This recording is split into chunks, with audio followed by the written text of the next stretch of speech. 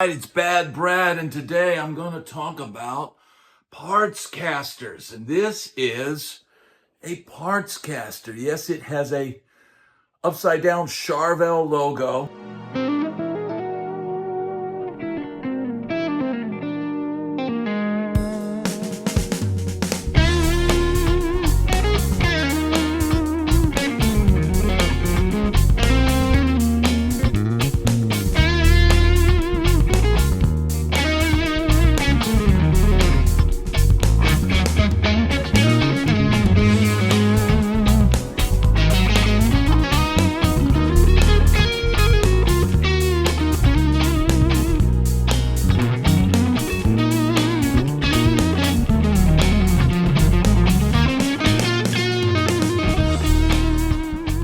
This was one of the first parts casters that I ever put together for, to play gigs, right? And it was at a point where I didn't have a lot of guitars, and I was perusing the Warmoth website, and I saw a one-piece, I want to say this is alder body, up on the site, and it was discounted because I think it had an imperfection or something on it. And just like Edward Van Halen's boogie body that he grabbed out of the bottom of the barrel, I thought, man, you know what? This is cheap enough. I can afford this, right? And I think I bought another neck for like $99. And originally, I bought a few cans of spray paint, and I just put some blue paint on it and just kind of made it look rough. And I slapped a $99 neck on it and was playing gigs with this thing. Now, it's had some different pickups over the years. Right now, I believe these are like Twang King DiMarzios here, and it's had this Seymour Duncan like stacked type single coil in the middle for forever. And one single tone knob. And this has a back panel, which maybe takes a little bit of the weight off because this is not a super light body. But eventually I said, I really like this body. And it is a one-piece body, which is seemingly a rare thing in today's guitar procuring world, right? So I thought, you know what? I'm going to send this out. And I ended up contacting GMW Guitar Works, which was out in California. And they had this website with all these tricked out paint jobs and all that. But I ordered to send this body out there that I had spray painted. And frankly, it looked like crap. But all the people that would see me on gigs would say, "Old Blue, you got Old Blue with you." And so I sent this out to GMW Guitar Works, which I didn't realize at the time. The guy that did this paint job, I believe his name is Dan. I can't think of the last name, but he's the same guy that did all of the old Rat guitars, and he did Zakk Wylde's guitars and all of that. He's the guy that does all that stuff. GMW just essentially farmed it out to this guy, and I had selected a blue python finish. So this is essentially blue python. Now, this may be a decal. I don't know. I don't know how they did it, but it would have been extra money to have the entire guitar blue python. So what I did was the body and the headstock, and then I just kind of stuck a Charvel decal on it and ordered. This neck was supposed to be a bird's eye maple neck from Warmoth. I ordered a special neck for this project. But when they finally got it done, it didn't end up having much flame or bird's eye or anything really to it. So they ended up giving me the neck and discounting for the upgrade. And I wanted a reverse headstock. And I'll tell you what, this is for people that are curious out there about a reverse headstock. First of all, you get a lot more length in your bass notes, which to me gives them more snap, right? More of that. You got that extended range kind of beyond the nut. And the other thing is this. I've noticed, like, if I'm playing, right, and I know I need to make a minor adjustment on the strings, but I'm playing something that I have a split second to make an adjustment of tuning. If the tuners are up here, I almost can't get to them fast enough to play my part, not have the band leader give me the stink eye, right? And get back to my part, like super fast. Like I'm talking like, playing a part,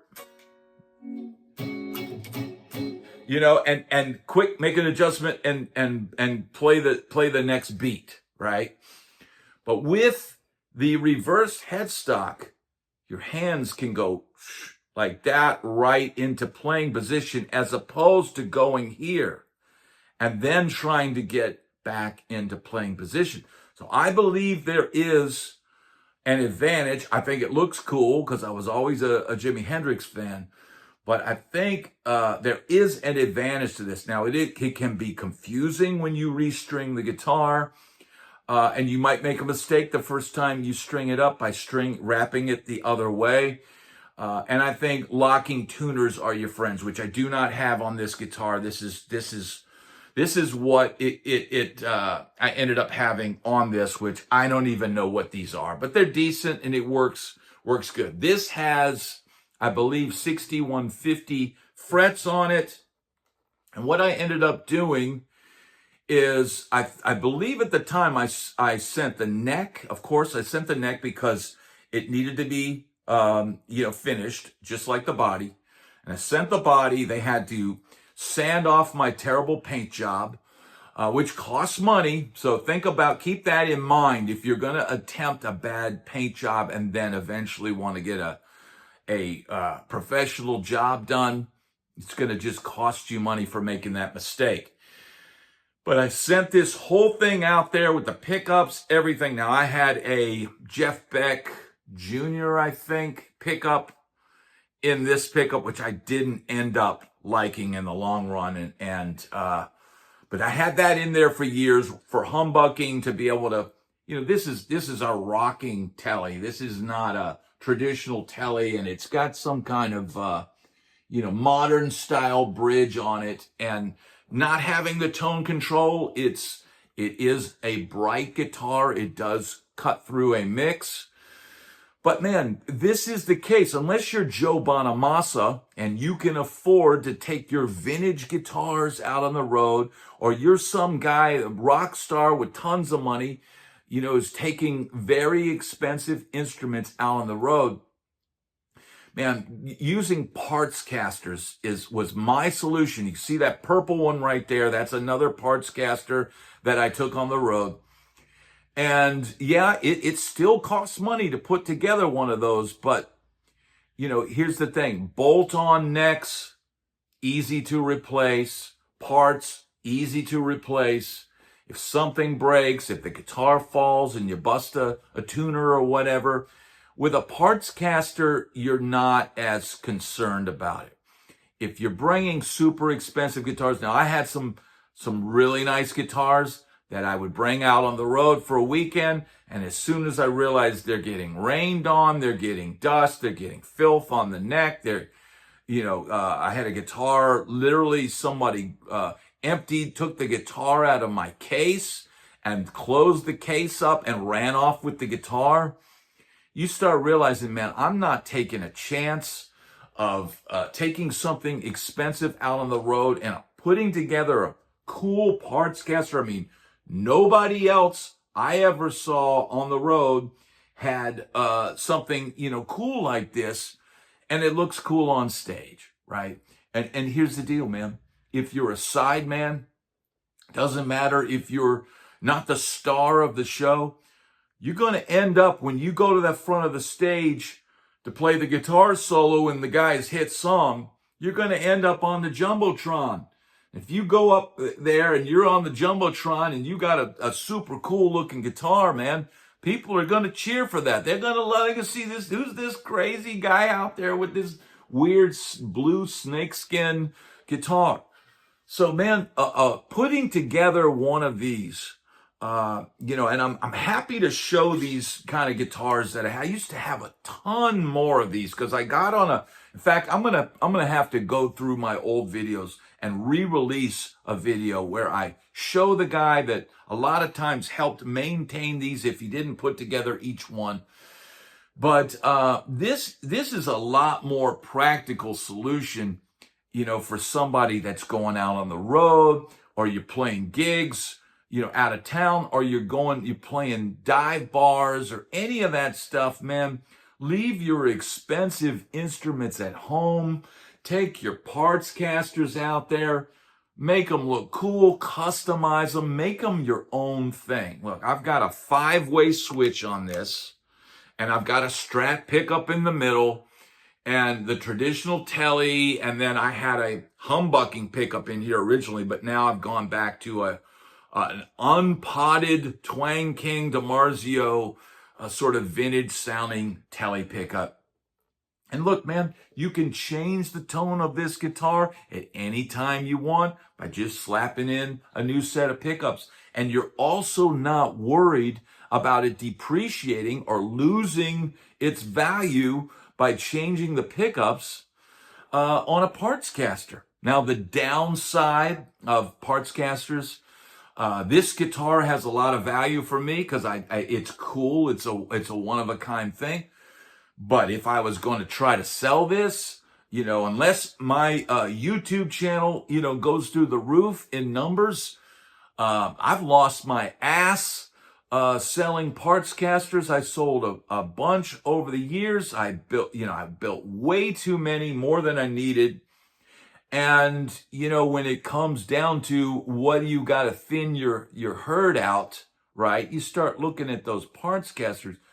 What you would want to do, if you have the time and ability to do it, is part them out. They are parts casters, and you will get more money for the individual parts, largely, than you would with the thing assembled. I mean, I probably spent, the paint job was probably $350 and another $100 for the matching paint job. You've got the part, the $200 body, maybe another $200 for the neck. You've got $30 or so, or $16, whatever it was at the time for the tuners. You got the pickups, you got the bridge. I mean, dude, you're looking at, plus paying the guy to assemble it, plus, for me, sanding off the crappy paint job that I had put on it. But you've got a lot of money invested in it, but you're also not worried about it playing dive bars or taking it somewhere. And here's the deal. The great thing about parts casters is you can make them your own. You can experiment with the parts. You can experiment with combinations. Now, I will give you one tip. Not every parts caster, you could pick out the most premium parts and you put them together, and it's something's not there, right? And then other times they put the parts together and this thing is awesome. This thing plays great. It's got the mojo. It's got the vibe. It's got all of that. And then you could have other times where you go, well, but I don't really I want a neck with different frets on it, and you put a different neck on it and it completely changes the guitar. So look, man, the most important factor of a parts caster is probably the guy that puts it together for you, whether you do it yourself or whether you get somebody to do it for you. Having a well-cut nut, look at the action on this thing, dude. Look, the action on this thing is absolutely incredible. Now I've got a little bit of a short in there that kind of, if I manhandle this, you'll hear it.